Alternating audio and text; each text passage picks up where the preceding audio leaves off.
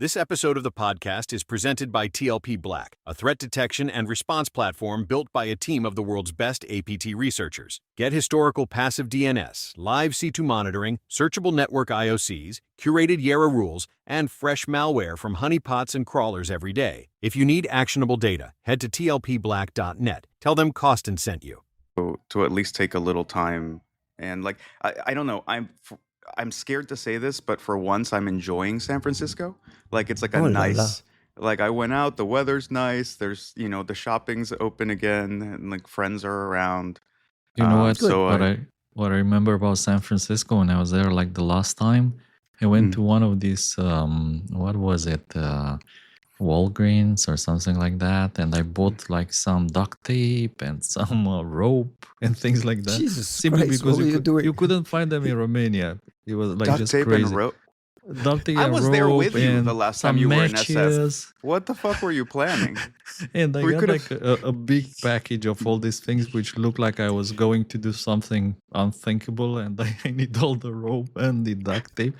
But I took it home, and my wife looked at I said look, let me show you what I brought from San Francisco, and she was probably expecting, I don't know, Apple Watches and iPads, which I did have as well. But You did have an iPad. I did have an iPad and watches, and I showed her the rope and the duct tape, and I was like, what the fuck is this? And I said, oh, well, it's good because we don't have it in Romania, so it's valuable stuff from San Francisco, duct tape and rope.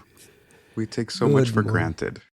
Good morning, everyone. It is the Three Body Problem, episode 89. Juanito is out in San Francisco at for the Nebula Fog Hackathon, the AI Hackathon tomorrow. I'm heading out there later. As soon as this podcast ends, I'm heading up to the airport, which means this may be a very short episode. This episode is sponsored by TLPBLACK. Costin, I'll put you on the spot. What does TLPBLACK do? Let me see if you got your marketing message down pat. Everything you need, threat intelligence related, we'll do it for you. Anything from passive DNS, IOCs, Yara rules, incident response, trainings, everything you need. Nice. You see, the man has got his marketing message down. Quality and class. With guarantee and class. Bespoke services. Shout out to Curtis Baumgartner and the TLPBLACK team. Thank you for sponsoring the pod. Let's get right to the show quickly since I have to run. The big story this week in my mind is this Stryker You're not going to ask us Cyberattack. how we're doing? You're not going to ask us about Reverse, Orlando, nothing? And what is Coastin? Nebula Fog? You keep saying you're going to Nebula Fog. What is Nebula Fog? Are you in a rush? You got somewhere to be, bro? Or what's the... Nebula Fog is... Now, it's not a cybersecurity event. It's an AI hackathon bringing in people to just build and ideate and just shoot the breeze around what is working, what's not working, what's connecting, and people actually building actual projects. I went to the first one last year. It's organized by Rob Reagan at Bishop Fox. I went to the first one last year and helped him behind the scenes, kind of help to host and moderate some of the things there. It was fascinating to see how these kids in San Francisco a year ago were thinking about things and how and use cases for AI. There was mostly a cybersecurity leaning, but it was beyond that. And Juanito, you're excited this year. Why? Yeah. I mean, I'm kind of hoping there will be more of a cybersecurity leaning either way. But to be honest, look, you said this is an AI event. It's not a cybersecurity event. What I'll say is that there's no such thing as cybersecurity without AI anymore. So which is to say that this may not be a cybersecurity focused event, but every cybersecurity event has to be an AI event in some way now, just for the sake of capacity. It has to. We have to figure out ways to make it apply, right? We are an industry that is not it's not like we should be scared of AI for possibly taking our jobs. We should be hopeful that AI will maybe make our jobs doable and tractable and potentially successful. So, and that's up to us, right? The AI people they may have an interest in security, quote unquote, but they're not going to figure out how to properly leverage their stuff towards genuine cybersecurity problems, actual foundational important capabilities that we need to build and improve and eventually monetize. But we have to figure that out ourselves. So if cybersecurity is not successful in the next couple of years because of AI, quote unquote, it won't be because of AI. It'll be because we didn't figure out how to leverage it effectively. So Interesting. yeah, I'm Sounds excited like- for Nebula Fog. Sounds like the early makings of a keynote. Costin, does that answer your question on what Nebula Fog is? It was more of a rhetorical question, just in case somebody who listens to our podcast doesn't know. I Googled it before, to be honest.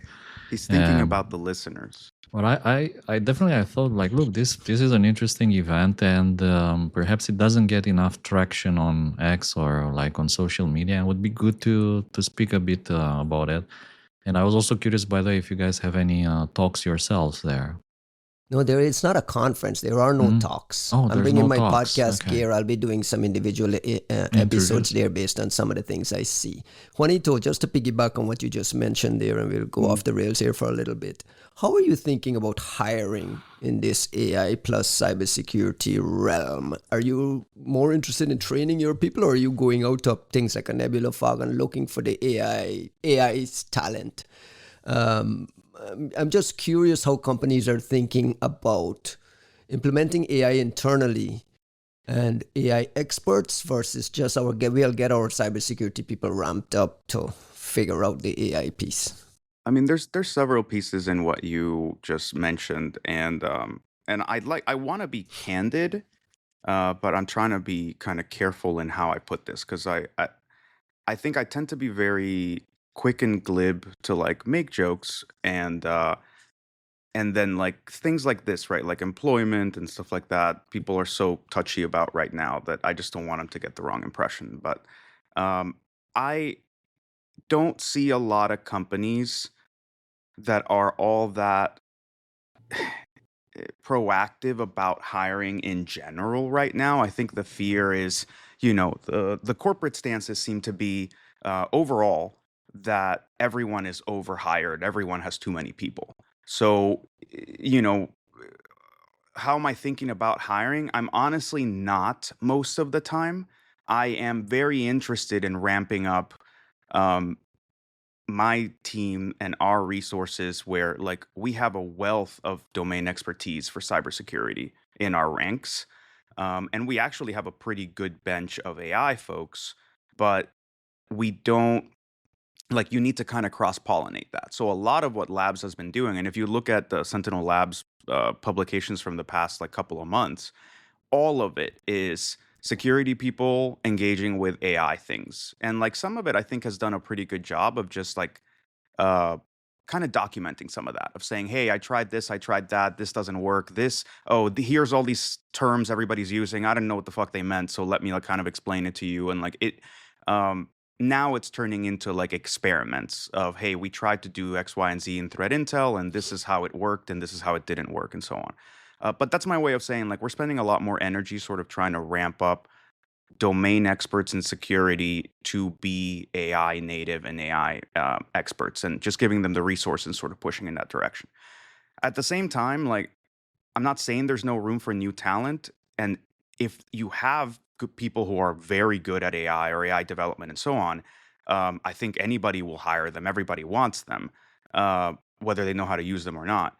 But what I think is worth saying is that I don't know how much of an attractive proposition any of these companies can actually make for very good AI people these days. And it's not because you can go get a $2 million offer from Meta or $10 million offer or whatever, but actually because basically everybody might be a little scared in the market, but the thing that seems to be working very well is 2-3 very smart people go start a company to do one really cool hard tech thing with AI, and within like a heartbeat, you're getting acqui-hired into some big company for much more money than they would have offered you individually, with better stock and so on and so forth. And you go on to kind of have done this cool thing that you wanted to do and grow it at a big company, or choose to rinse and repeat, drop out, start a new company, go again. Like that seems to, if anybody's looking for a model for success, I think helping ramp up these like 2 to 5 people companies to do a specific thing and actually build something legit at a time when most big companies can't seem to build anything because you can't, right? You go to a Cisco, you go to like hell, even the mid caps. You go in like, hey, why don't you guys develop this thing? And they're like, well, if you want to go and develop it, we'll buy you for 20 million in like 6 months. But It's like true. it's better to do that than A, to try to hire, B, to try to build in house. So that's a really kind of roundabout way of not answering your question, but I think hopefully providing better feedback, which is I think like something like a hackathon like Nebula Fog is interesting precisely in that you see how people are building, you see what it is that folks are doing, like how they go about their work, which is fascinating in itself, and B, whether they have the best idea or not, seeing a couple of folks that clearly have good synergy, they're clearly entrepreneurial, they know how to do the AI thing, they know how to build, they know how to present, how to talk about their ideas.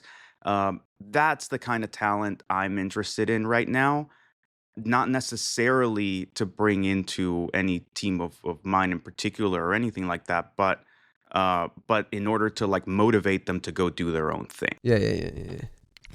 No, it's fascinating because that's where I see a lot of the AI, the VC investments going as well into building those little small tiny tools that you're talking about and getting very, very specialized AI tools and prepping them for acquisition. So I think you're onto something there. Yeah. I hope All so. right, I mean, look, think about it. Sorry. Last thing. Think about it. Since you brought up the VCs, think about it from the VC standpoint. Getting into a Series A these days or beyond is an insanely expensive proposition. It's costly. Yeah. It's super costly. Everybody You wants get to a very get in at seed. And Yeah. that's why I think there's going to be a bunch of Yeah. VC guys coming out to Nebula Fog there as well. It's just to peek around to see what people are building, where the opportunities are for these very early stage seed investments. So it'll be fascinating to see. San Francisco is a good place to be if you want to like just connect to the AI hype for a little bit. You know, I've been the anti-hype for a while, so I'm going into the machine, into the fog. So maybe next week's Ryan's episode going to will become a VC soon, and that's when we're going to see the true monster be born here. Oh la la. Let's switch to the news before we run out of time. The big story this week, Costin, Stryker. Stryker is a medical device manufacturer, U.S. medical device manufacturer, pretty big company that sustained a cyber attack that this Handala group, which is a pro-Palestinian Iranian group, am I getting it right? Took credit for. It's kind of a hacktivist group. The attackers posted a message saying they compromised over 200,000 servers, systems, and employee devices, wiping many of them, exfiltrating about 50 terabytes of data. Stryker confirmed a severe global disruption affecting all laptops and systems connected to their network. The Iranians taking credit for this, obviously spiked this to the top of the front page of the New York Times and some other publications earlier this week. Austin, did you get a chance to look at any of this? Did we get IOCs? Did we get a sense of anything at all beyond just these headlines? I thought, by the way, last week, remember we were talking, what does it mean, like this conflict with Iran? Will it turn into cyber? Do we need to fear something? How capable are the Iranian groups? Are they gonna wipe or, I don't know, open the gates, the floodgates, or break the dams or whatever? So I think it's a good example of what they can do.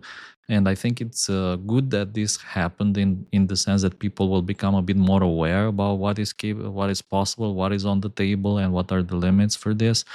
I mean, Handala, they've been around for, I think, at least 2 years, maybe more than 2 years now.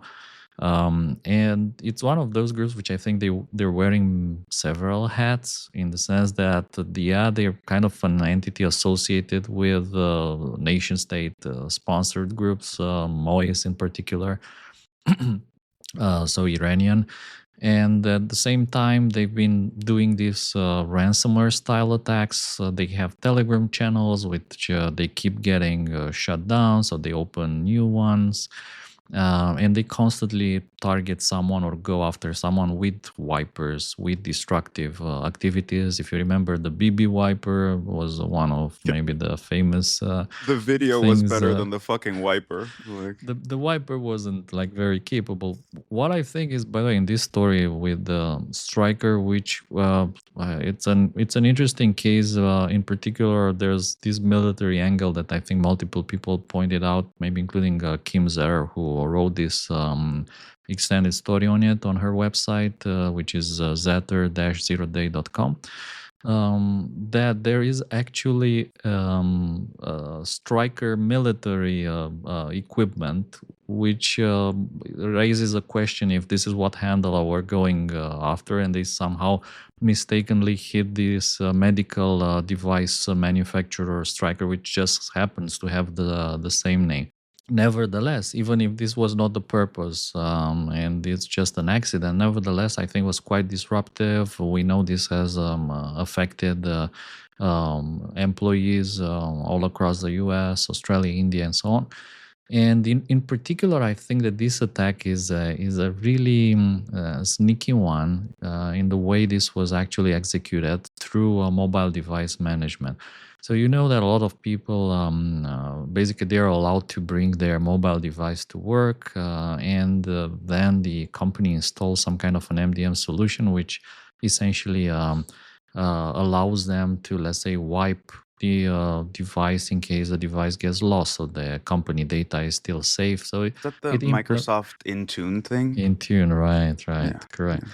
But this also opens an interesting possibility and door for abuse, because the moment the attackers get control of Intune, then they can remotely wipe your personal device that you were using for work, which is exactly what happened here. And I remember we were also discussing back at our previous job, there were the IT security people really wanted to put some kind of a software on our devices, and we were like staying away from that thing like it's the devil. Like, we don't need that shit on our devices. Too. Laptops too. And like, for instance, my wife has this MDM solution on her work phone, and now they're talking about potentially allowing employees to bring their own home devices to work and then integrate it in MDM, which again, it opens very interesting doors for abuse, and how Handala destroyed employee devices, how they wiped employee devices. In this case, I think it's an interesting lesson of what is possible and how these cyber attacks can actually happen in the future. If you're an Intune administrator, isn't there like a place where you can figure out like roles, permissions, and figure out like who's in there, who's capable of wiping, lock that box down? I don't know how it works. I have no idea. But is that, I mean, what is the mitigation for this? If it's meant to be a wiper, it's there to serve as a wiper.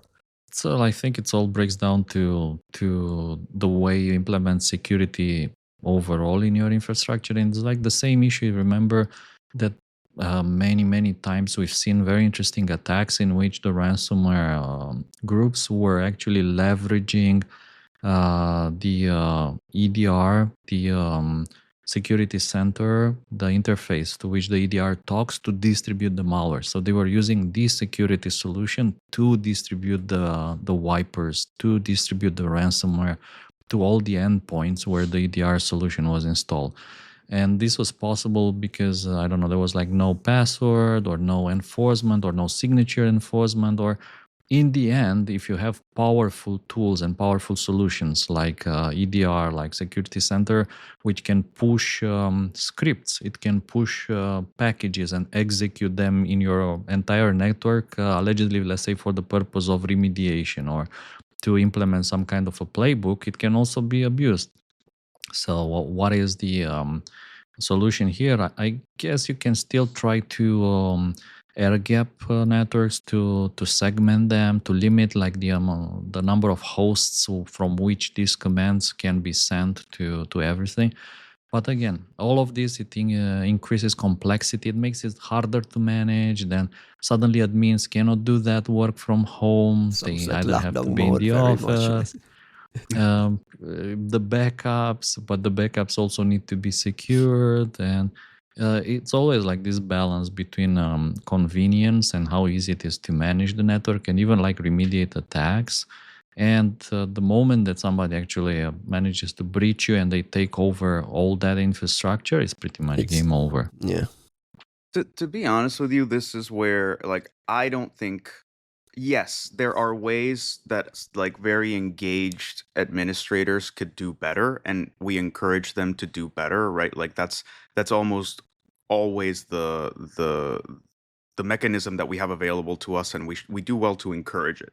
At the same time, I would place a lot more of the responsibility, or at least the call to action, on the people that are developing these and maintaining these solutions for like um, just domain management and all this sort of like tooling, because frankly, the heuristics around this being abused are far more like visible and immediate when you're developing that software than it is when you're administrating it, right? Like the administrators are just trying to like enable themselves to do what they need to do. And as Kosin said, right, like you want to be able to do things from home. God forbid you're on vacation and the whole network goes down, and you just need to like help people make it work. And chances are that you've got 5 people that are just desperately trying to keep 200,000 systems online.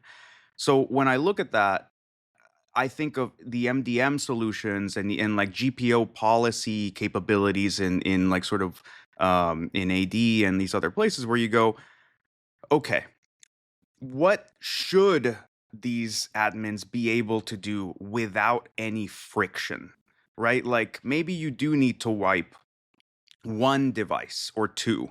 Maybe you do need to push a package of this kind to this many systems. But how often do you need to be able to wipe every All device in the devices. company?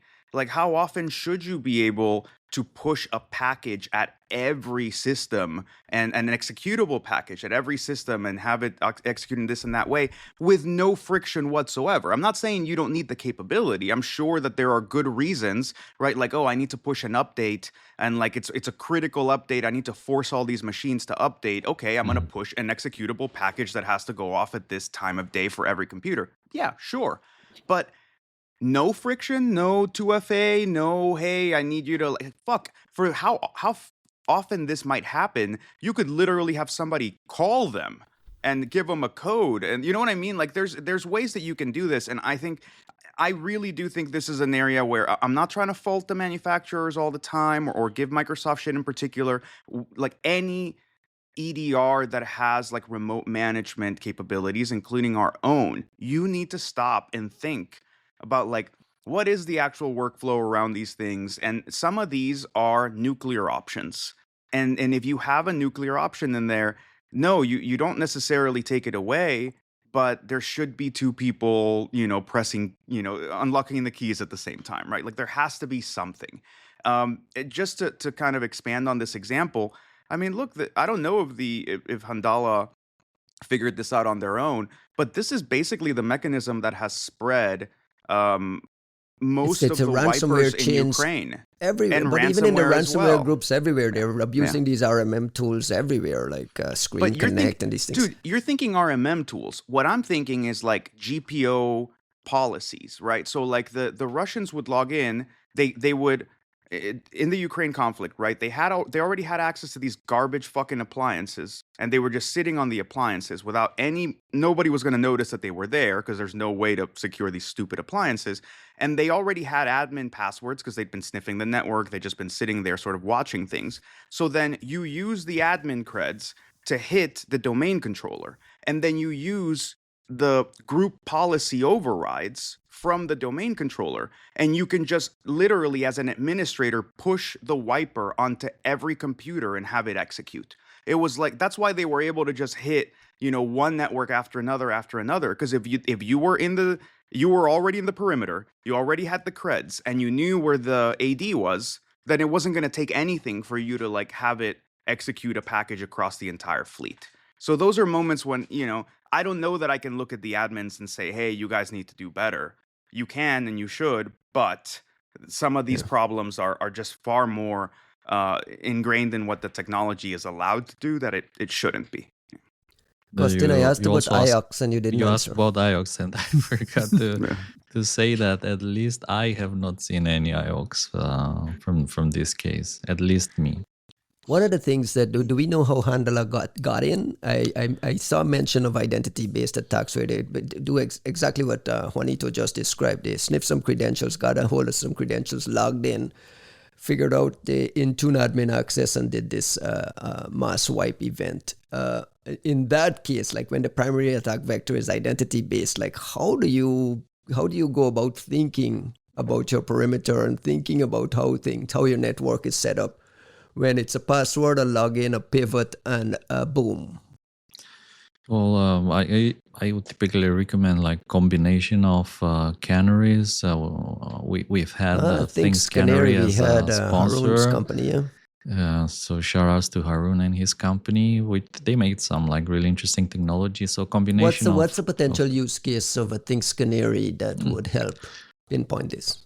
Well, for sure. I mean, as they try to pivot inside the network and try to expand that access, they will for sure trigger one of these canaries, as maybe they manage to get their hands on credentials or things that they can use to manage the entire infrastructure. They will for sure trigger some of these canaries, or even in the initial phase where, let's say, they try to probe the defenses, they try to pen test or check some of your websites, services, online portals, they can likely trigger some kind of warnings if you deploy canaries in advance. Mm-hmm. But yeah, combination of that together with multi-factor authentication, and my favorite part is always based on the idea that you cannot stop everything. You will not be able to stop a determined adversary. So then you need to focus on detection. So to try to catch them as early as possible. So the moment when you catch that someone else is using your mechanisms for MDMs, or someone else is logging with your account from like a strange IP address, or even remember what Amazon was doing when they spotted that kind of key delay, which kind of indicated that whoever was on the keyboard was not actually in the United States, but it was likely somewhere else. And so assume breach like and those. set traps. Assume that you will be breached and try to set traps and try to catch the intrusion as early as possible, and try to stop it as early as possible before it turns destructive. And these identity-based attacks, these login attacks, aren't going to go away because these usernames and passwords are already out there. They've been shared out there. Identity-based attacks is like the sweetest fucking way of trying to tell people that, like, oh, your password's fucking out. Like, we're trying to like make this sound dignified, and okay, it's fine, right? Like, we don't need to make it shameful, but it's like, someone stole your password, or somebody tricked somebody in your like call center to give them admin access. So we say identity, but really what we're saying is like the classic problem of any, we have a permission-based architecture that's based on you being you, and somebody has the same, someone has your social security number and your password, and like, we're fucked. So I'm glad. I want to point out that this episode is not sponsored by Things Canary, but we just fucking love the tech and the fact that like it makes sense. And this, like, it's funny, dude. Why were we better about these things like 20 years ago? Like, look at Linux back in the day. You had Tripwire, was like a really common thing for Linux distros to have. And the idea was, well, I can't make sure that nobody's going to get in here. So if somebody touches this file, if somebody tries to open this drive, if somebody tries to log into this account that nobody should use, then just pop smoke, just pop an alarm. And like, that's the idea with these canary tokens. And it's just so fucking sound. It's the same way that like when you do actual like OPSEC trainings and stuff in proper intel, right? You're not trying to stop anybody from doing anything. You just want to know that it happened, right? Like Moscow rules. Don't look behind you. Don't look around. You are being observed. Just assume that you're being observed, and you just want to know where people have been and what they've done. And that's really all we've got at this point, right? Like with identity-based, quote, like identity-based attacks, like that's what the only level of defense that anybody's actually playing with in most of these enterprises is, well, username, password, maybe Okta, maybe like a 2FA code. And like once that's done, how much segmentation's actually there, how much proper like segmentation of responsibilities by accounts, networks, etc. Like I don't know, guys. Like how much do you think is actually there? Because what There- I see is most nothing. There are some technical controls to consider, though, and I want to give a shout out to Palo Alto. Palo Alto put out a report warning about increased risk of these wiper attacks in this environment and so on. And one of the things they pointed out was this abusing this Intune admin access to push remote wipe across organizations.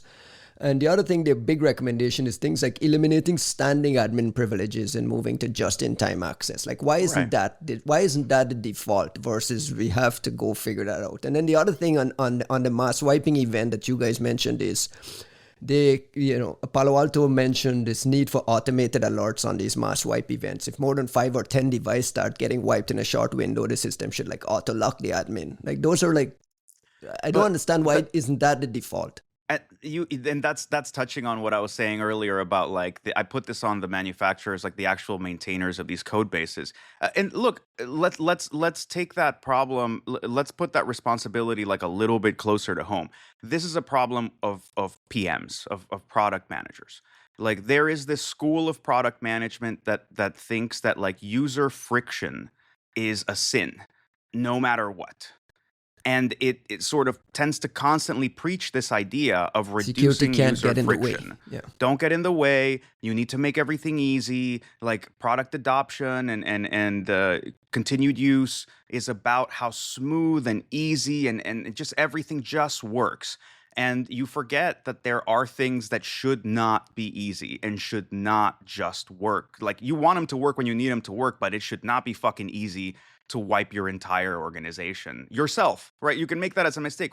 Fucking disgruntled admin. You fire an IT guy who still has creds. This shit happens all the time. And like people get prosecuted for this, but the technology didn't stop the admin from deciding to wipe the whole fucking network themselves. Right? So like there's an aspect here where it's just like it really is like a product thing. And I don't know, like why can't these common sense ideas become the default thinking? You think it's because of that security cannot get in the way, we can't add friction, we need to make things as usable as possible. It's like that's the trade-off we're fighting. I think that's the part of the system that's consistently producing these results. But we shouldn't put all the responsibility, all the negative responsibility on the product management people. We should also look in the mirror and say, like, clearly there's a failure of representation and proper advocacy from the security side, right? Like you have a very powerful product management organization in most companies. They tend to shape how a product looks on the way out. They get to decide where a lot of priorities go. Yes, it's a mistake of theirs to apply the same measure that they do for product features towards security things. At the same time, clearly it's an organizational failure that's a little too common, that there is no one from the security organization that has a true seat at the table when it comes to product features, product deployment, product workflows, design. And it's up, in that case, yeah, we can look at the PMs and be like, you idiots, you should know better. And it's like, yeah, should they though? Like, no, I mean, they're not going to be security people. But the real problem is, you idiots, like maybe you should have a real engagement with someone in the security organization who is a product manager or involved in product management. Because I feel like any security person worth their salt would look at the ability to push an executable to every device in a fleet, or the ability to wipe any device remotely and say, hold up, like you don't have to be a genius. You don't have to be a fucking, 10x reverser to realize that is like a nuclear feature that you need to be careful of. Like, so yeah, I want to go a little, it's the systems thinker in me. It's the, cybernetics obsessive in me that wants to take this a step further and say, look, this might be a problem we fix point in time. We go yell at Microsoft. We say, hey, you need to fix this thing. And like we bitch enough and they go, okay, fine. We added a checkbox, right? And you go, okay, thank you. But the system is the actual systematic problem here is where are your honest to God involved security people whose job it is to look at the design of a workflow, of a set of features, of a security product, and who has the power to say, no, like we cannot ship this way. We need to come up with, we need to have something else. And if users don't like it, so be it, because we have some semblance of responsibility for how this feature is inevitably going to be misused. You sound like Satya in his Secure Futures initiative when he said, if you have to think about security versus something else, do security, right? I wrote that speech for Satya. He paid me. They paid me under the table. Yeah. Kostinsky, who should we turn to for IOX? Does Microsoft have a role here? They have, like, who should we turn to? Who should be able to show what a TTP looks like as they're heading to this Intune admin interface? What should IOX look like beyond samples and so on? And who should we ask for? I think, the intrusion most likely has some other IOX besides the remote wipe command. So to get to that point, for sure, they use things like VPNs, they use things like tools, perhaps remote management tools. And if you ask me, whom should we turn to for IOX? You know my answer, CISA. I think this is a moment that they need to step up. Oh wait, the moment they need to step up was like a month ago. Wasn't that during the Corona thing? No, it wasn't the Corona thing. Correct. Yeah, it was. Yeah. Anyways, it would be nice if they can step up and provide information. I mean, okay, at this point, it's obviously turning into Handala or Mois or Iranian hackers versus the US and Israel. And I would assume that the security organizations from these two countries, the responsible ones like CISA, need to step up and start publishing IOX, start publishing advice, start publishing advisories, YARA rules, the good ones, that they've been publishing recently, not the previous one, but the new good ones. IOCs, like relevant IOCs, not the, let's say, random VPN IP addresses, but things that matter, things that have context, and things that can be used in practice. And probably, I mean, we are laughing a lot at the Europeans, right? We are like laughing so much. But every now and then they have some interesting ideas that could be reapplied. Well, I mean, people would say, God forbid, to reapply European teachings to the US, but like some things such as NIS2, which is kind of a big catalog, critical infrastructure organization and supply chain for those organizations, and kind of, gathering them around yourself, around your security agency, so that you can very quickly share information with them and kind of test the readiness and see what the situation looks like whenever something bad or big happens. I think some of that could be applied in the States. Let me ask Mr. America over here. Is there any sharing happening in the background? Yeah. Official or unofficial? No, there was like a CISA advisory on some of this RGC stuff, and there was actually got pulled into a White House briefing like 2 days ago or so at random of like look at TBP getting White House briefings. Okay, guys. No, it was cool. It was nice to see sort of ONCD and these folks kind of spring back into action. And there was, FBI cyber lead spoke, CISA lead spoke. Did they provide anything like ultra actionable? Not really. It was just like, hey, look, here's like the past 2 years worth of advisories that we've been publishing on the IRGC and Iranian aligned groups, and so Shields you should Up, be mindful. Is this like the new version of Shields Up? I mean, it I don't know, but essentially in spirit it was equivalent, except that we didn't have like a 2-hour Q&A session of like, commiserating and everybody holding hands, singing Kumbaya, and hoping that means that people are not going to attack you. Look, I actually don't know where to put the responsibility on some of these things. Like I can think of initiatives, right? Like what Kosin mentioned about, the Europeans, frankly, with identity-based attacks, right? Like this nice euphemism. It's such a low-hanging fruit thing that I think you have two things. There's an obvious initiative, which is how about the government pays for Spy Cloud, pays for Virus Total, pays for, all these different really, interesting places that are full of creds and have access to dumps very early on. And they monitor for what those fresh creds are.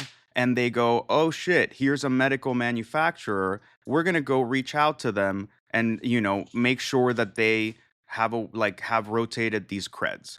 And then you don't have to hope that every fucking dumb, 2-bit 50-person company on Earth is constantly rotating their usernames and passwords and constantly not getting hit by phishing and constantly somehow configuring their technology better than the manufacturer even intends them to configure it, and somehow deploying canary tokens, and they just so happen to have an IT person that got them all hardware like 2FA, right? Like what we're asking for is impossible to actually meet under the current circumstances.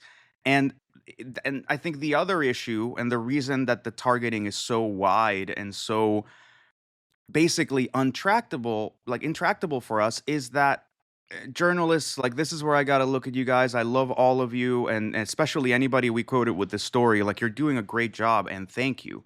But everybody's been dying to see some kind of Iranian operation. Everyone's been dying for an example to be able to point and say, look, the Iranian cyber power is here to retaliate against us for our sins of having dared to go against the mighty Iranian Republic. And A, we haven't seen it. B, what we are seeing is fucking lame. And when if you're at Stryker, it's not that lame. No. But how lame is it? Ryan, who the fuck is Stryker?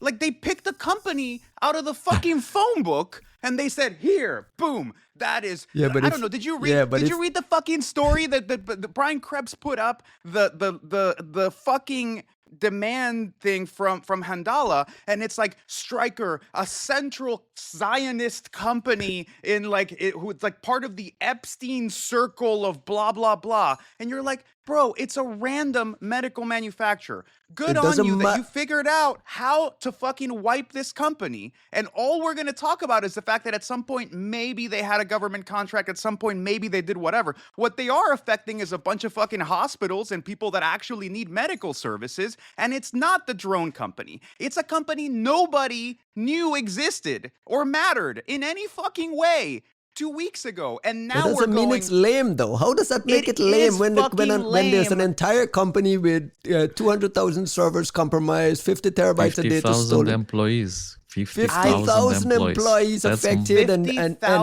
let me tell you, recovery is going to be a bitch.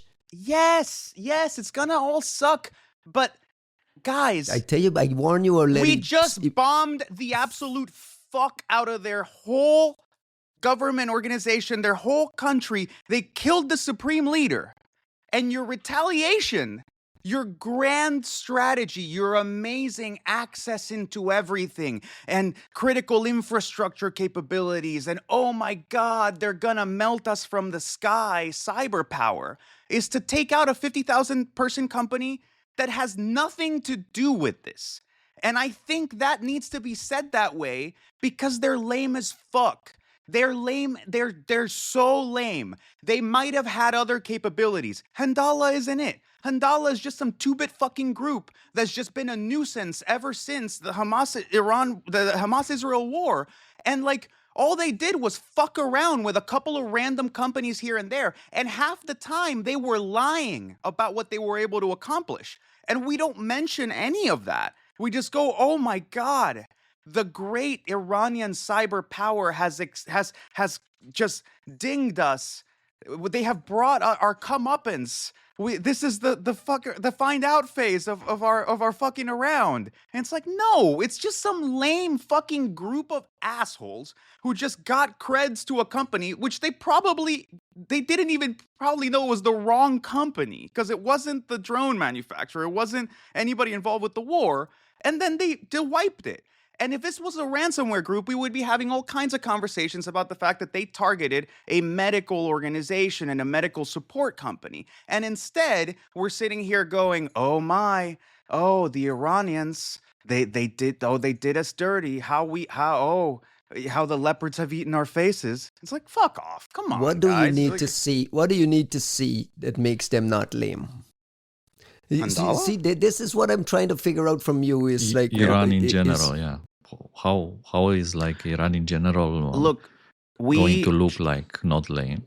we have spent 20 years cowering, thinking about how we should carefully negotiate with these nut jobs in like the religious clerics in the Iranian regime, because God forbid we insult them a little too much and they may just end the world. And you go from that to, oh no, they wiped the company. Like if they had done ransomware instead of a wiper, we'd be like, oh no, a ransomware operation. And all I'm saying is proportionality in this case entails they don't really have anything. Like I'm saying, the dams have not been, compromised and open. The oil has not, the gas has not stopped pumping to the entirety of the East Coast. The power plants have not all shut off overnight. Israel has not collapsed in its cyber infrastructure. And maybe that's because they can't do it. I'm not saying it's not doable. I'm saying that the Iranians don't seem to have that capability. These idiots are going around shooting missiles at every one of their neighbors. Genius fucking strategy. Well done, sir. You're definitely going to get some support this way. And now they're just like misfiring in idiotic ways online. And look, I'm not saying that means we say that Stryker doesn't matter. Of course it matters. Of course we care about how this company gets back in order and how we try to support other companies. But I'm saying in the grand scheme of the war and the Iranian cyber, this is when you start writing your stupid op-eds in the New York Times saying, holy shit, maybe the Iranians sucked at cyber too. And you're like, yep, yeah, I guess so. Costin, you share this thinking on capabilities? I wanted to ask what is very fast, very quick. Don't think about it. What is your advice for the sysadmins at Stryker? I hope you had immutable offline backups. Yeah. They don't have backups. Buy a bunch of Macs. Buy a bunch of Macs. Let's talk about that. Like, what's the path to recovery? It's not recovery at this point. What you're talking about is restoration. I don't know. Like it's re-architecting. Right. And I'll say this, right? I don't know Stryker as a company, and I don't know anything about them because I didn't know they existed a week ago. And I think none of you did. And if we can all be honest. And and you didn't know they existed. So, just live with that, right? Fair enough. What was it? Like a Michigan-based company with a large presence in Cork? Okay. Ireland. Well, thank you all for your great work. The first time Costin shared the link with me earlier. Nobody ever thought about this fucking company before. Costin shared the link about this story with me earlier this week, and I was like, fucking Ireland. Like, what did the Irish do? Leave Ireland alone. They were neutral this whole time. Anyways, what about India? Recovery. My advice there, frankly, is I'm assuming that these admins could not have gotten sizable budget to do anything 3 weeks ago. And now they're in a prime opportunity space to re-architect their entire infrastructure with probably a great deal of support and money that they wouldn't otherwise have, hopefully. So if that's the case, now's when you go, okay, what are these people, there's 200,000 people. How many of these people actually need full-fledged computers that can do everything? Half of them. Okay, well, the other half are getting Chromebooks. Welcome to the Chromebook life. All of you have Chromebooks now. We're just going to manage everything remotely through G Suite. The other half, what do you people do? What do you need this for? Like, what kind of development, what kind of applications you go, okay, can that shit run on a Mac? Because if it can run on a Mac, let's get a bunch of these people, a bunch of like Macs over here, and then this is going to be our new immutable backup solution. This is going to be our EDR that we deploy on the Macs, and how we're going to manage the stuff on the Chromebooks. And like you basically create the simplest version of how you're going to be able to manage the majority of the systems in the least complex way. And then you can, once you have that, that's like a fucking dream, right? Think about Google. Why is Google where it is now? Aurora did a lot for Google because the day after Aurora got figured out, they literally took everyone's computers away and gave them all Linux boxes and re-architected how all of those systems worked. And all of a sudden, everyone was on the same kind of machine. Everyone was using the same type of auth. Everybody was using X, Y, and Z. So you can go and solve categories of problems. I think that baked really well into the DNA of security at Google, to the point where, like, when you look at Project Zero, which is not an internal security org, their thinking is also, we are going to go solve categories of problems in vulnerability and exploitation, because that's the only thing that matters. Otherwise, it's stunt hacking. Being able to come out and say, I have an iOS chain that executes in this, that way, and the other, and this is how you fix it on one device and no other device. It's stunt hacking. You go, okay, cool. Thank you for showing us this really cool thing. But security is, okay, how do I fix that problem for every fucking iPhone, or as many of the iPhones on Earth? And so this is the microcosmic version of that.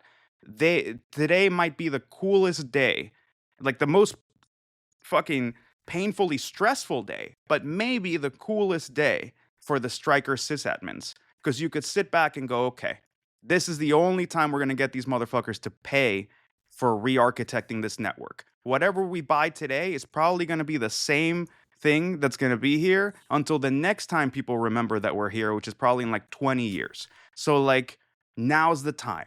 Like, build the Never coolest, waste a good, simplest. never waste a good crisis. Never waste a good crisis. In the words of DB, never waste a good crisis. A crisis is an opportunity. A small observation that deploying Chromebooks everywhere may be a case of the cure being worse than the disease. In case you used the Chromebooks before. I mean, I'm not a fan of Chromebooks, but my point is, how many people actually need full-fledged machines? Yeah, and the thing with Chromebooks, we need to go back to the old thin clients that the banks in New York were using in the 2000s. There was one server and everyone just got a display. Think about it this way, right? Like with the Chromebooks, right? There's a single point of failure in that you have this remote management for all the Chromebooks, and you could probably wipe them or lock them that way. However, because they're thin clients, all that information is being stored in whatever way you see fit remotely. So then, yes, they can wipe the Chromebooks, and who gives a fuck, because we have everyone's meaningful data in some G Suite managed storage mechanism that we can half offload to Google, the safest organization on Earth, to say, yo, you better keep copies of that fragmented across the biggest computer on the planet, and I'll let you know when I need that shit. Yes, you're going to pay for it, but frankly, it's cheaper than whatever the fuck's going on right now. Costin, why is that solution worse than the problem? Assuming that the only things that Stryker do, like all their 50,000 employees do, is Google Docs and Google Sheets and nothing else. And that was my point, right? Like, how many of the people in this company, I don't think that's ever the full solution, right? And I said it, right? I'm like, half of them maybe, right? If half of them are your Salesforce and like forward deployed, blah, blah, blah, customer support people, your sysadmin, your management, your HR folks, Chromebooks, right? You can all get Chromebooks. Enjoy. And then the other half, then you have to start segment. So you basically break up the problem into smaller and smaller chunks that you can manage. But the truth is, like, all of these companies that are just, everyone has a Lenovo ThinkPad. 200,000 people have Lenovo ThinkPads, whether you are like a person answering the phones at the front desk, or you're you're like a critical engineer in the back room. That, I don't care what account management you're doing. You are giving everyone way more computing power, capability, access than they need for their jobs. And it makes your job much, much harder to manage. Still, let's not forget one thing, that looking at the Iran state-sponsored cyber threat advisories from CISA, the most recent one is from June 30, 2025, when they say I noticed this. Iranian cyber actors may target vulnerable U.S. networks. I think there's justification for an advisory. March 2026, Iranian cyber actors are actively targeting. Just update 2 words. Update the date and the word. I hate this word may, and like any intelligence. So I think we've talked a lot about like intelligence assessments and language in this podcast. Personally, I think the may coupled with the passive voice is like the worst sickness of all of the writing that anybody does in our threat intel space. Because note what you're not saying. Who thinks this is gonna happen, right? Like the passive voice there. You could say CISA analysts believe, assess, consider, suspect that the Iranian forces may do X, Y, and Z. And you go, well, may they do this more than anything else they may do? Or they may not. They may not. And how likely are they, Could right? Like, they? it's like, I think may talks a lot about there's a possibility. And you go, sure, there is a possibility. And then there's an interest from these people. And you go, yeah, I'm sure that, yes, if they think about it, they would be interested in doing so. And you go, well, can they? And they go, I mean, in the grand scheme of things, they can. The same way that we can. We could, perhaps. Right? 1 hour on the Handala story. 1 hour already. Fucking Handala. Jeez. It's more Which is than they good way to deserve for pivot. any of their fucking bullshit attacks. It's a good way to pivot off to another report I wanted to flag, which was our Dutch intelligence friends, MIVD, AIVD, publishing this advisory on Russian state actors running large-scale global campaigns to compromise Signal and WhatsApp accounts of government officials, military personnel, diplomats, likely journalists, and so on. No technical vulnerabilities here. This is all social engineering. Be compromising, or is it that they are actively compromising? They're actively Massively. compromising using 2 social engineering tricks, which is posing a Signal security support, like a chatbot, to trick people into handing over verification codes and PIN numbers. And then device linking, which we had seen previously from the Google warning in 2005, I want to say. Shout out to Dan Black. For that earlier thing when they were linking accounts and you had no way of knowing that a third party was seeing things here, sending malicious QR codes with these group chat invitations and so on. This stands out. Signal actually published a long response thread on Blue Sky. I linked to it in the show description here. But this is essentially the same class of attacks we saw being targeted, apparently going mass scale here. Costin, have you seen any of this stuff, any of the phishing messages, anything that you can add to what we're getting out of the AIVD, MIVD? I have not seen like any targeting myself, but I guess all of that is very precise and going after the really important people, you know. It's not just anyone like myself or whoever, but like the really important people would be seeing them. And I think that there's, by the way, every time this happens, every time there's some kind of targeting or discussion around Signal, it's very interesting to note that there's a lot of people immediately pointing out that Signal is crap, Signal is encryption of Signal has been broken, and pointing to blogs where they talk about the fact that the SQLite 3 message database that Signal uses is not encrypted. It's, you know, the encryption key is hard coded and things like that. And I think, you know, there's for sure a problem of perception that Signal has been trying to address over and over again. I think even Elon Musk was saying that, you know, Signal is not secure. Don't use Signal, use X messaging. Maybe this is why they got upset, and you said they posted it on Blue Sky. or something like that. There's a long Which thread is, on Blue Sky, basically just kind of trying to explain, I guess. Yeah, nobody broke the encryption. Everything is fine. And again, it's a technology which, to be honest, and we know this, like we know it from our groups, that there are like a lot of confusing things about Signal, such as nicknames. You know, because sometimes you have in a group, you have people with the same nickname and you don't know who is who. Or sometimes people change their initial. nicknames. They change their nicknames in a very confusing manner. Like they change their nickname to somebody else's name, and then like you start wondering who is who. There are Okay. like some confusing things like this. I think people should this admit. is a real problem. This is a a real real problem. But that's when a people real change problem their that- names to like just H, and I'm like, and then no, there are Okay. 4 Shout H's out in to our this group friend chat. H. Shout out to our friends Yeah, H. to our friend H, our friend M, and everyone else. Dude, M. Rob. Our friends Rob.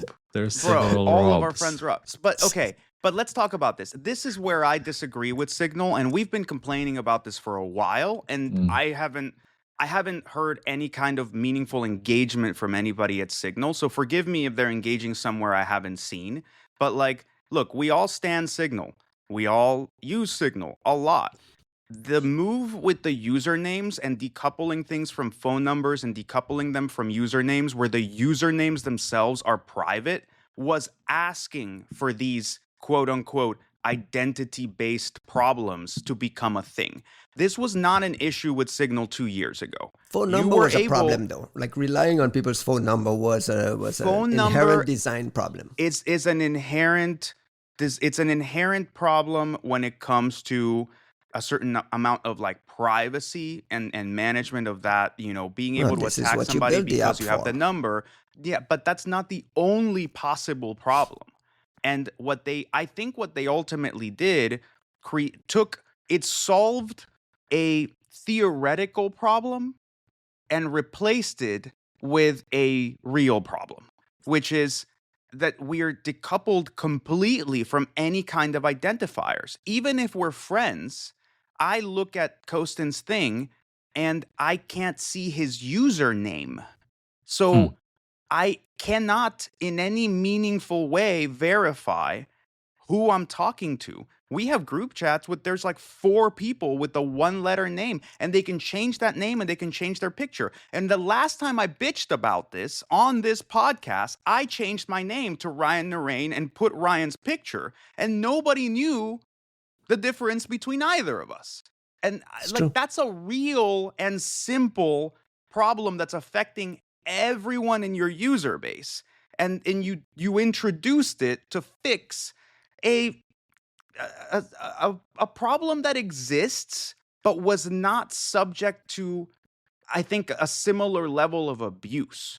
Like, we have problems in Signal now that we didn't have before. You What know, is you the could have ask? introduced, well, You have Meredith and you ask- say, Meredith, I would love this to fix this problem. What is the they ask? need to ground Signal identities on a visible marker. If I have your phone number, then that account is connected to your phone number. If I have your username, then that account is connected to that username and I can see that username. The idea of having these like completely ephemeral instances that are just distinguishable by display, and like, I don't give a fuck what you tell me about there being like a verification number and a QR code. Like, that's a theoretical solution for like the minimum 0.1% of nerds to like get together and scan each other's barcodes. But like, the reality is most people are afflicted by this right now. You cannot tell who's whom, which is why all of a sudden you start to see all these attacks that are based around like linked devices or being able to just have like a vaguely named account that sits in a room with 30 other people. That shit needs to be solved. Like, it is a genuine weakness in Signal, and it's the first time that we've looked at Signal as an unfavorable mechanism for the InfoSec space. They can solve it. They should solve it. Kostin, It how also often are you sucks to not be scanning? able to share contacts. Like, How often are the you fuck do I scanning connect QR you with codes somebody? How often I'm scanning QR codes with Signal? for Signal contacts? Like very you go to a rarely. conference, it's rarely, right? We You know, used to do key that signing a lot. parties. We used to do it a lot with Trima, by the way, if you remember, because in Yeah. Trima, unless you do that, you're not verified. Therefore, the contact doesn't have the full 3 green little points, which is like super annoying. Does anyone still use Threema? I know people who are still use Trima, but like one of the big, there are two problems in my opinion with Trima, which by the way is a great application. I'm happy they're still around. I think they just sold the company to someone else, if I'm not mistaken. A VPN provider out of UAE with that nobody's ever heard of before. Are you serious? No, I don't know. I'm just guessing. Fact check me, people. But that's usually how this fucking goes. Right? I think either they got some external investment or they sold the company. But again, you can fact check me. However, I think they still have two problems. Trima, I think, in my opinion, they have two problems. One, which is they don't have these disappearing messages that even WhatsApp and Telegram have nowadays. They still haven't implemented disappearing messages, which is like, it's 2026. I mean, how is it possible they still don't have this feature? And two, the quality of the calls is worse than the free signal. And keep in mind that Trima is a paid application. Like you pay $2, €2, €3, something like this.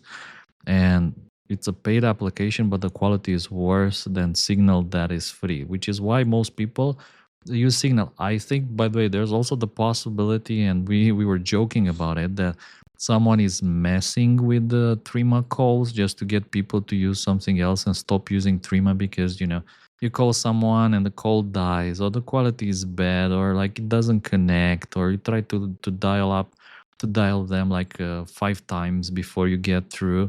And Signal, it just works. Like the first moment you call someone, it just works immediately. With Trima, like there's all these kind of issues, which is a pity in my opinion, and disappearing messages as well.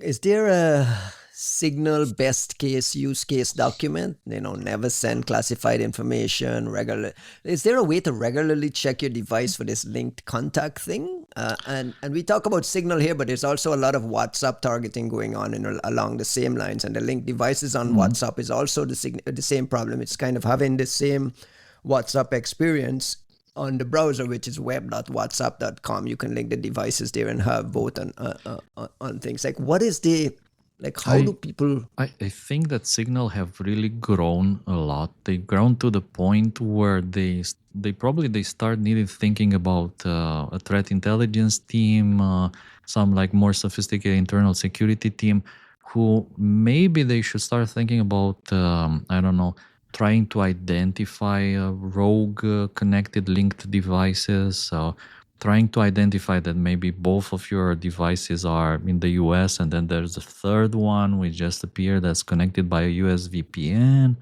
and it's not the only one, but or sometimes it's connected by a VPN and sometimes it's just beaming out of Russia or UAE or whatever. So I think they've grown large enough to the point where they need to approach the issue of security in a more serious manner. I mean, you can't deal with it entirely from a cryptographical point of view, say like, this is our application, it's cryptographically sound, everything is secure. If you link a device or if you fall victim to phishing, it's not a vulnerability, it's not a problem, it's your problem. And I think they've grown enough, like it's a mature app now. I mean, the US government were using it, at least that version, the version like sabotaged version with logging, that was made by an Israeli company. But I think they are like a mature solution now. Then they need to pay attention a bit more to things like this and deal with them, instead of just denying that these problems exist. And that calls for re-architecting the way identities are managed, the way identities are displayed, the way linked messages or the way linked accounts done, like something new. The other thing here is, I know Signal kind of survives out of donations. I donated myself a number of times, and you get that tiny rocket logo. So if you want that cool logo on your Signal profile, donate and you'll get it. It looks really cool in my opinion. And probably I think they may have reached the point where they can no longer survive just with the nation. So maybe you need to consider like some other alternative schemes, like commercial schemes. I don't know, that could support the whole infrastructure, the whole ecosystem for the next 20 years. Staying in Russia, we got a new report from ESET with like the return of APT28 Fancy Bear / SEDNet. ESET documented the return of this group's advanced implant development team, which had gone quiet since around 2019, a long time ago, when the group shifted to mostly phishing operations. And they're saying here the primary targets are Ukrainian military personnel in long-term surveillance operations. Did you get a chance to look at this, Costin? I Fancy did. Bear is This APT28 is one of your favorites. It's not only my favorite. It's actually, I think it's the first APT that I ever studied in detail. I remember like back in the days, as we were starting to look into the issue of advanced persistent threats, sophisticated adversaries, there were 3 blogs, if I remember correctly. There were 3 blog posts from a French researcher about Sophacy, about their implant, that were written in, the implant was written in assembler, by the way. Back in the days, it was really tiny, like in the range of 6-8 kilobytes, if I remember correctly, of code, maybe a 10-12 kilobytes binary. Nowadays we see, I don't know, megabytes, 10 megabytes binary. But back in the day, Sophacy, they had this tiny implant written in assembler that was just a few kilobytes in size. And yeah, that was fascinating. It was pretty much the first thing that I looked into in detail, and then I started tracking like the dog with a bone, for the next decade or more than a decade, 15 years. And they're absolutely right. I thought that this research from ESET is fascinating because they saw the same phenomenon. And I think that a lot of researchers have seen it as well, and where everyone was wondering what happened with Sophacy. Like Sophacy, remember back in 2014-15, they had 0 days, like 5 0 days in 1 year. They just burned through 5 0 days in 1 year. Silverlight, Windows EOPs, all sorts of things. And then suddenly they just like kind of collapsed or just went behind the curtain or just stopped all this amazing exploitation and implants and switched exclusively to phishing. Like this is what I saw as well around, I don't know if it was 2017, 16 or 18, but somewhere around there, like their operations winded down and they switched to phishing. And actually their phishing was insanely successful. Like this is what we need to say here. And this may also be one of the explanations why they switched entirely to phishing, because with phishing it was working. You don't have to burn $1 million 0 days, right? They would just harvest credentials, and then they had a pretty sophisticated system that monitored thousands of email accounts. Just copied all those emails nicely, got them indexed, got them scanned for keywords and all of that. All that system, in my opinion, was incredibly powerful, incredibly successful. Just like again, for historical reasons, back in 2008 or maybe even before 2008, Sophacy was like a particularly interesting entity, because and I don't know how really well known is that, but one of their main goals, it was related to nuclear weapons. So the group, the unit, the military unit that Sophacy was part of back then, their goal was mostly like to understand when to make the decision if we launch or not. Do we launch our ICBMs with the thermonuclear warheads, or we do not? Like getting that understanding, getting that awareness was the primary goal. And of course that may have changed over the years, but this is pretty much where they started, and all their intelligence gathering focused on that particular topic back in the days. Over the years they evolved, kind of the counterpart to Turla, and kind of evolved in a type of different direction, in my opinion. And I think that had a lot to do with their military budget being massively boosted somewhere around 2013. I think they got over $160 million for cyber operations. And I think that may have been visible in all the 0 days that they were deploying, and that maybe they just run out of budget, switch to phishing. Insanely successful, the phishing part. And there was another very interesting, I think, Sophacy side of things that people didn't discuss much. They're compromising of routers, notably like Cisco routers, which they've been doing also for a very, very long time, more than 15 years, perhaps close to 20 years maybe now, compromising Cisco routers and backdooring them through like all these mechanisms that are built into the router, such as redirecting the traffic, building VPN connections, tunnels, in particular tunnels that redirect all the traffic to their servers. Even I think I've seen cases in which they were reflashing routers with malicious implants or malicious firmware that had hard-coded backdoors.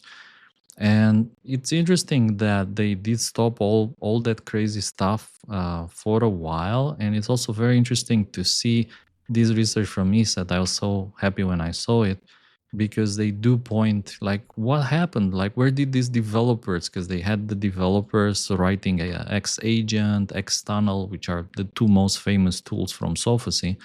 What did they do for all these years? Like, were they just fishing, or were they in vacation? Were they, I don't know, on the front? Or did you guys suck at finding them? Is it possible that they just got more careful about the exposure and just never got caught?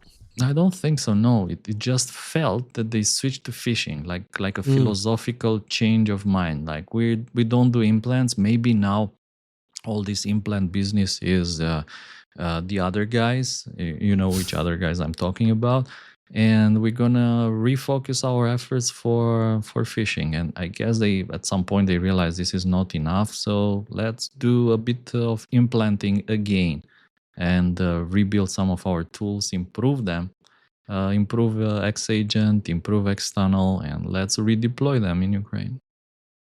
Did ESET ship IOCs? And is there anything useful to shipped help a bunch people of go hunting? IOCs. Yeah, they do have 2 hashes in the blog, and they have a lot more on their GitHub. But if I remember correctly, most of the hashes on their GitHub are for the old stuff. If we're talking exclusively about the new stuff in the ESET blog, they do discuss some of these new tools, and I'm not entirely sure. Like maybe I failed to grasp what they're saying there, but it felt that they do have these 2 hashes in there.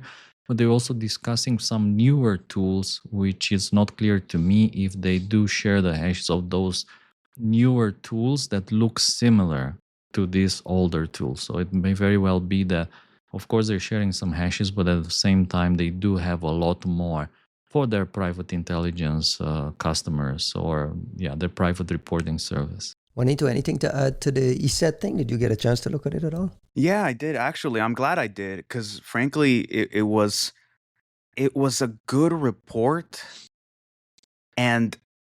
but it was a good report in like an old school way that I've missed a lot. Like they figured out the code similarity. They're like they're moving backwards and forwards in a way that I really love. It's like, hey, we see this implant from 2024, and when we look at that, we realize that there were samples going all the way back to 20 whatever that we hadn't realized, and that makes us find this other thing that's connected to it. And then you can connect that to this name that many of us are familiar with, right? Like remote keylogger.dll from back in the day. And then and then when we look at this other component, it's clear that like it's similar code base, which is closed source, but they include this calculation and this other thing, and that connects it to this thing. Like that's the sort of like, it's not even paleontology, because like this kind of thing, like you're still in the same decade, and you can just see like how much consistent development there is. I think it also shows something really interesting that a lot of us have been looking out for with APT28 and kind of demurred, which was, it was like APT28 suddenly like threw everything out the window and then started to make entirely new components using new technologies, like different approach. And it became really hard A, really hard to track APT28, but B, really hard to define APT28. Like it was just kind of like, it looks like there's some different like subunits, and there's like maybe this part and that part that work with each other and don't. And you get into the situation where APT28 had become a little bit meaningless, other than when somebody from the government or wherever came out with an advisory and said APT28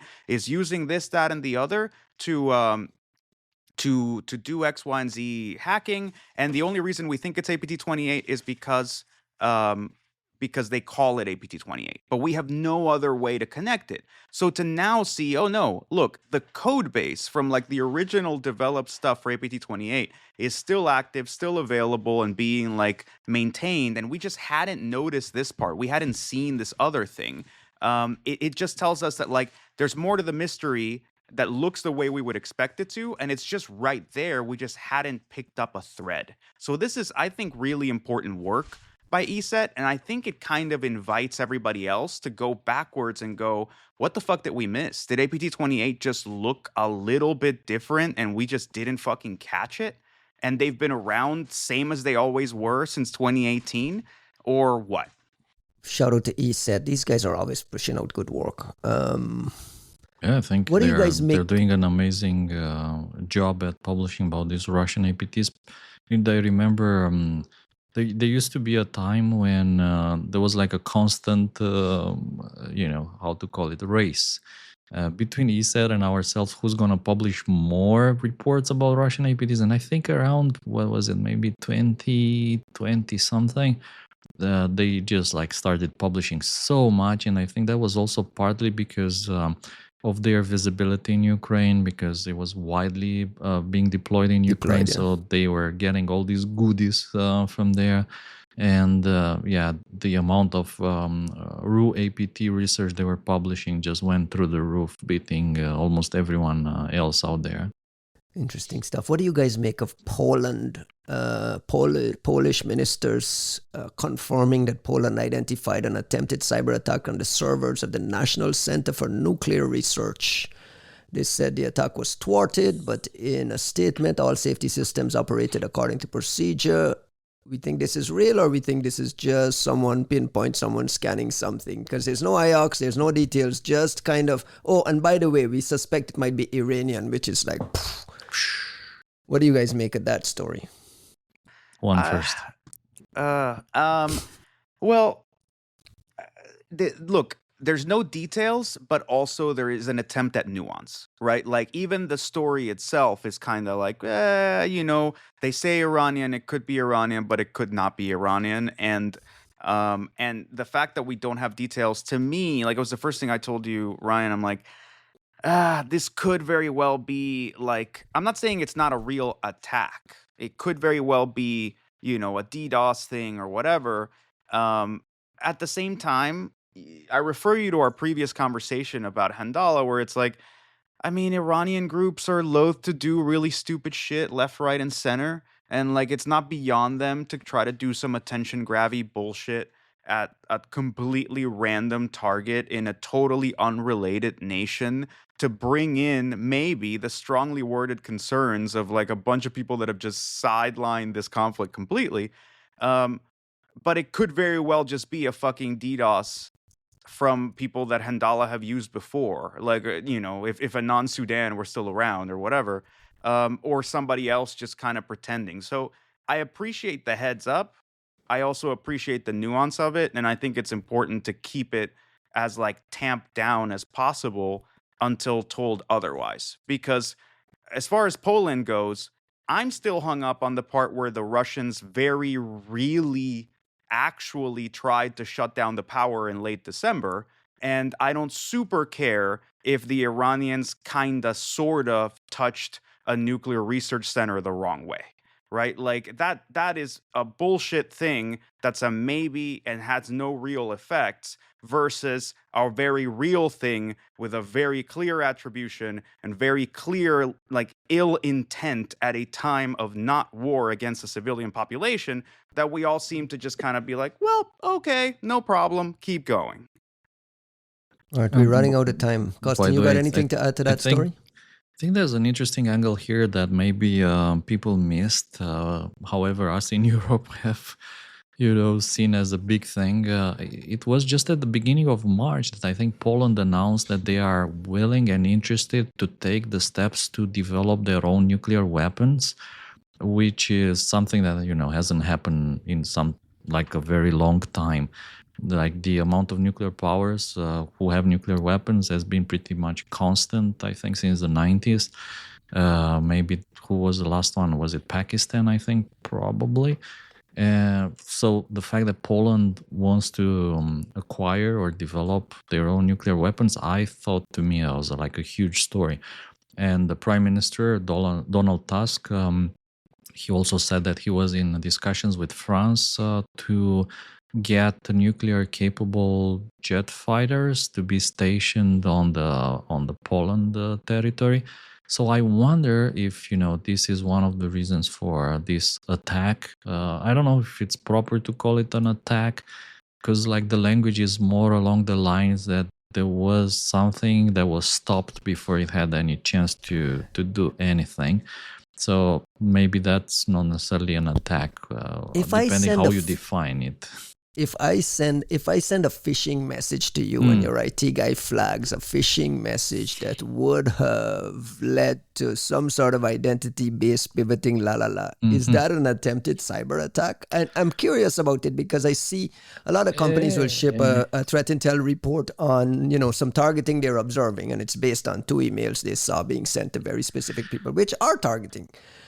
I fully understand like the perspective and the optics, and it's like let's say Iran is firing a missile towards some country, but it's like it falls into the sea. Is it like an attack? Is it a missile attack, or just because it fell into the sea, it's not a real attack?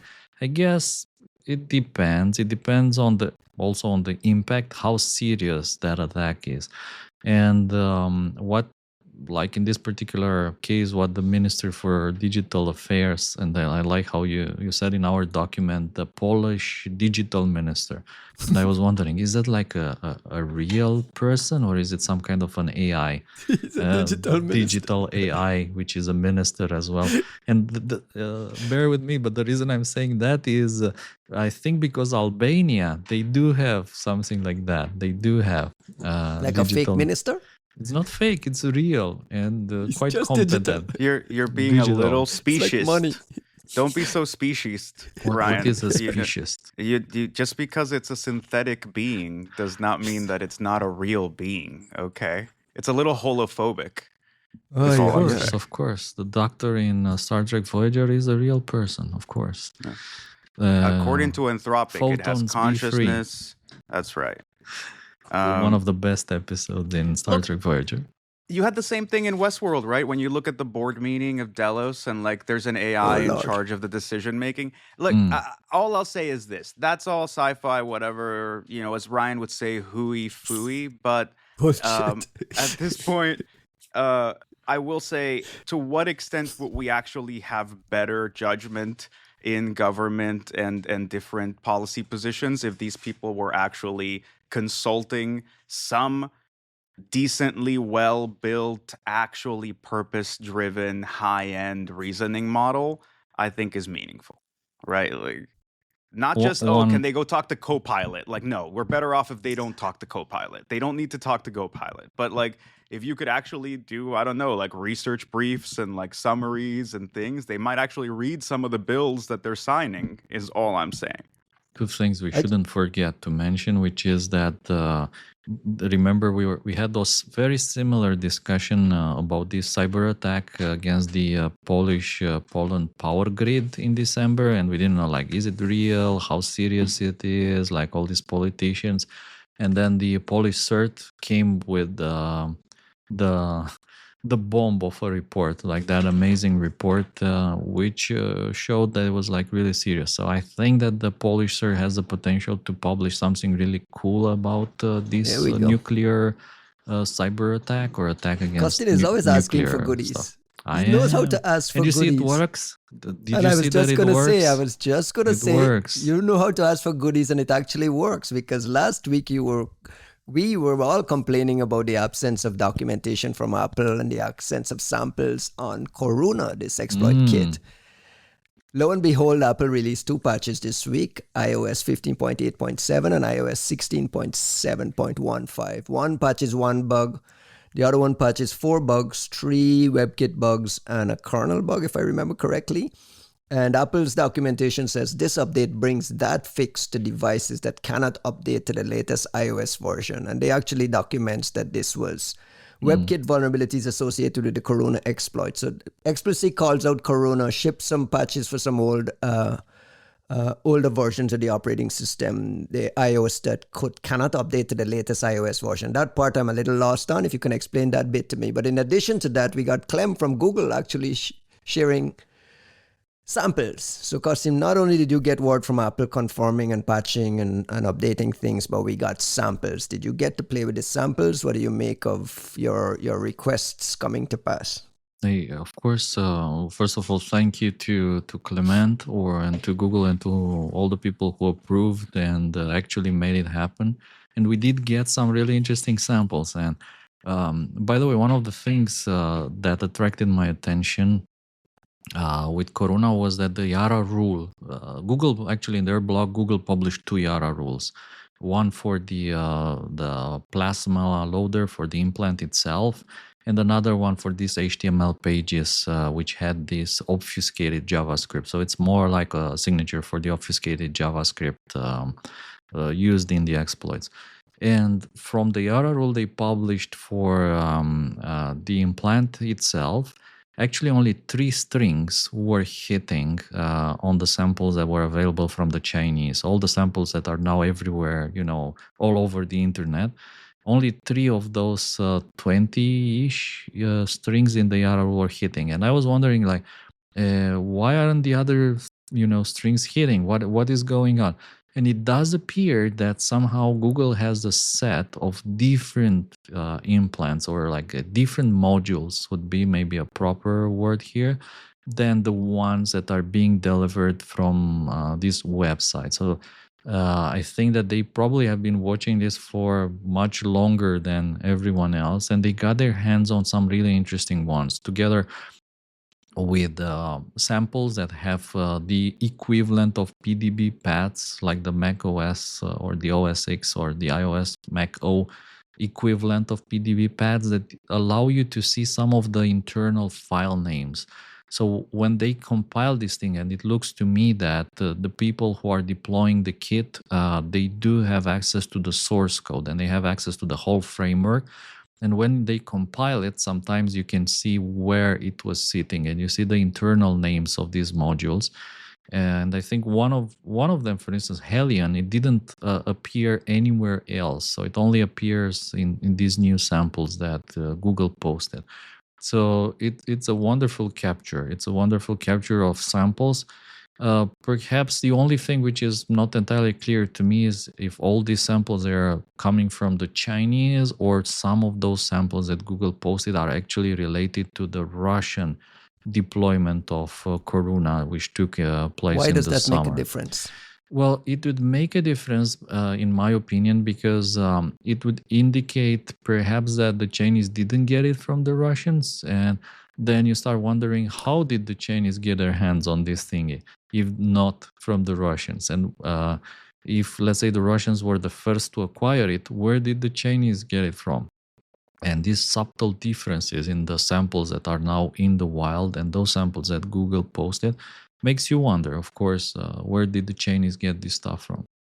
And this is why people are always hesitant to post samples, because they're always wondering, what am I giving up in the background that may not be obvious? People start poking at the samples, and then they see all these, things that you may have not noticed or spotted. That's true. But again, thank you for sharing those samples. And I think they should be able to advance their research into this topic a lot. I mean, people can write additional signatures, improve their existing signatures. I did that, my R rules, I improved them based on the samples from Google with more things, more data. And I'm still hoping that, I'm always asking, I'm always like pushing, we need a bit more, we need a bit more. We need a bit more research, if you ask me, into the Russian deployment of Coruna against Ukrainian websites. Because there's like almost no information whatsoever on that. And while at it, if iVerify could also post their samples on VirusTotal, if it's not too much to ask, that would be nice, because their hashes are different from what Google posted. So it looks like they captured something else, something different, which is also different from whatever is in the wild at the moment from these Chinese sites. Google, in their documentation, Apple said the fix is associated with the Coruna exploit, and it was shipped in iOS 17 since September 18, 2023. This update brings that fix to devices that cannot update to the latest iOS version. What makes a device unable to update to the latest iOS version, and what did they tweak here that allows it to? Yeah, devices like iPhone 10 or iPhone X, if you want, or iPhone 10. I still have one, and I love it. I mean, it's one of the most wonderful iPhones Apple ever did. And still, I think that somehow, I don't understand how it's possible, but the camera or the software running on iPhone X, it produces like some kind of, images which have some kind of soul that the most modern iPhones, which, with much higher resolution, colors, processing, whatever, they just lack that kind of soul in the image that the iPhone X has. Over here, yeah. The photographer in me, I love that I still have that iPhone X and I use it to take photos. And like I can share some of them just to get an idea. They look so different. Some of them look so different than whatever the latest iPhone produces. I don't know if you know about this trend, which is known as lomography. Like there's these super old cameras, film cameras called Lomo, with a terrible optics, terrible like quality, but because of that, they make beautiful images. Like it's like going into these new modern coffee shops and there's all these old bicycles and rusty nails hanging from the ceiling, and you're just like, what, are we just clinging to the past? We're just like grabbing onto this. Sorry, I'm googling the lomography thing. Google lomography, yeah. You've definitely seen images like this. I just didn't know like that was a thing. But iPhone X cannot patch to new things? No, they're stuck. They're stuck on iOS 16, for instance. I think maybe there's iOS 17 beta may have been available at some point, but I think I broke it, so it went back to iOS 16. Right. I don't use it for much except two things: to take photos and to run Waze, like whenever I'm driving somewhere.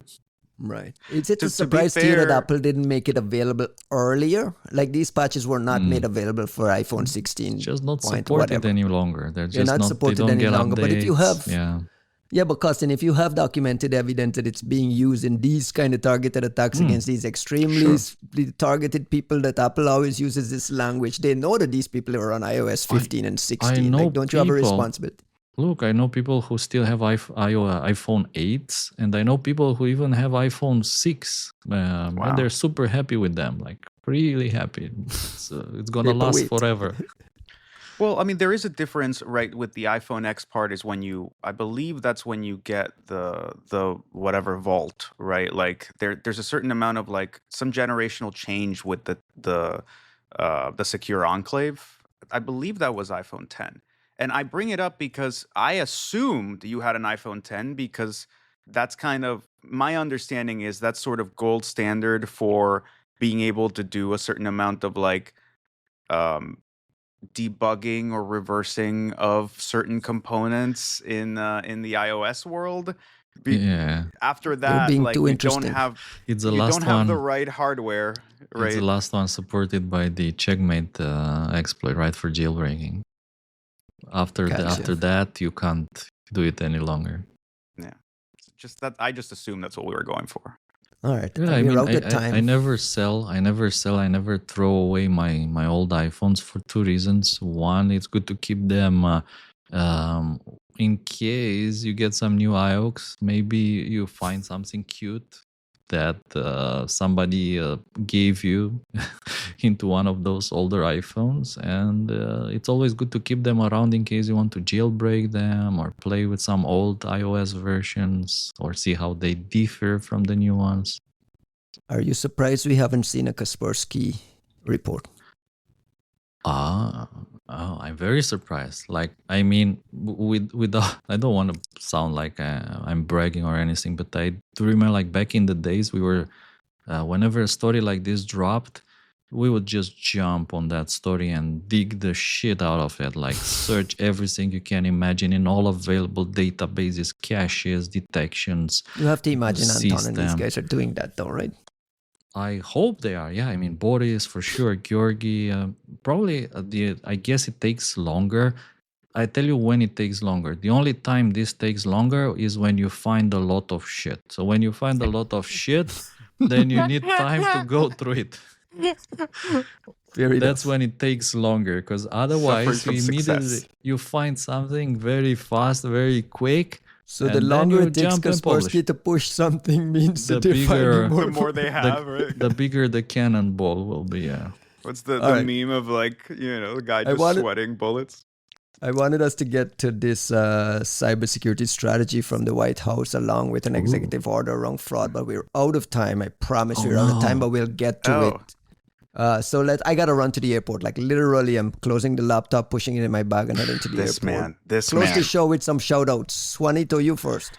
Okay, since we didn't talk about Reverse, which was a second iteration of a really great conference. Very cool, like, just different environment, especially if you've gone to Recon, which is like historically the reversing conference, but also like a lot of drinking and some disorganization and stuff around it. Reverse is a much more nicely put together con, and also a little more wholesome. Like, everybody was just very nice. I didn't really see many people drinking too much. You could if you wanted to. Folks were just hanging out, and so shout out to Jordan and Peter and all the, like, Vector 35 folks for, like, putting on a really great conference. More importantly, dude, I had never seen, like, I've watched Lori Kirk or, like, Lori Wired's videos before, and, like, she's clearly very smart and has, like, great content. But I watched her talk at very Reverse, engaging. and dude, well, so first of all, obviously very engaging, and, like, she knows how to express herself and how to, like, captivate the audience. Like, that's just, like, a talent that comes with also being, like, just a content producer on your own. But I mean, don't let that fool you. Her talk was basic. It was the best use of 1 hour of a 1 hour slot I've seen in a very long time. Usually when I see a 1 hour slot, most people, you're like, oof, like, that's a little too much for you. Like, maybe the conference should think this through a little bit more. Because it just lets people be lazy and not really condense their points, and you have a tendency to misuse the audience's time because you think that you have a lot of it. Instead, Lori basically walked us through. She wanted to talk about how we could use compilers and compiler abstractions and compiler mechanisms to make reversing easier. Which is a topic that I'm fascinated by. It's like the same philosophy around, like, I tried to grasp at that very poorly when I was doing Alpha Golang, which is like the Go reversing tools for IDA, which are kind of outdated now.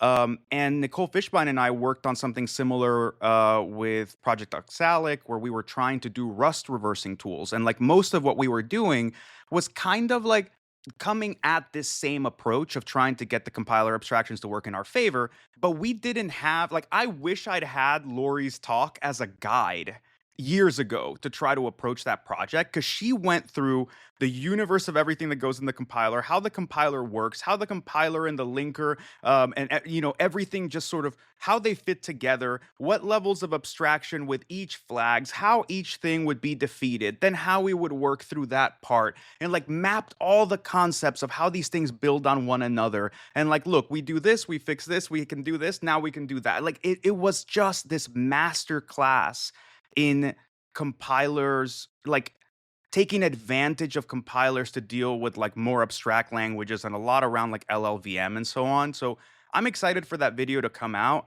but more than anything, like, it was just a phenomenal talk. So if folks watch nothing else, like, go for that the minute the videos drop. Shout out to Jordan. Shout out to all the folks who presented at Reverse. PivotCon just published their agenda. That's on May 6 to 8. I don't know if they even have tickets available, but the agenda is now on the pivotcon.org website. That's in Malaga, Spain. Juanito, you and I are going to be at Echo Party in Miami in the middle of May, 21st, 22nd. Shout out to those guys organizing that. You're keynoting the conference as well, right? Yeah. And we'll be doing a live recording of the podcast. I have an idea about a special guest that I want to try to attract there to do that. Shout out to Zach Allen, who runs the Detection Engineering newsletter. He's in our group. He is constantly promoting our podcast and sharing episodes with his audience. So shout out to Zach. Any closing thoughts from you, Costin? Close the show with some shout outs. Stay safe today. 2 drones, Shahed drones or Geran or whatever, like it's the same platform, they just crashed in Romania or passed through Romania. So just like be safe, everybody. Take care of yourselves. Travel safely, get back home safely, and enjoy the conference. Cheers, everyone. Catch you next week. Run to the airport. Paka. Bye.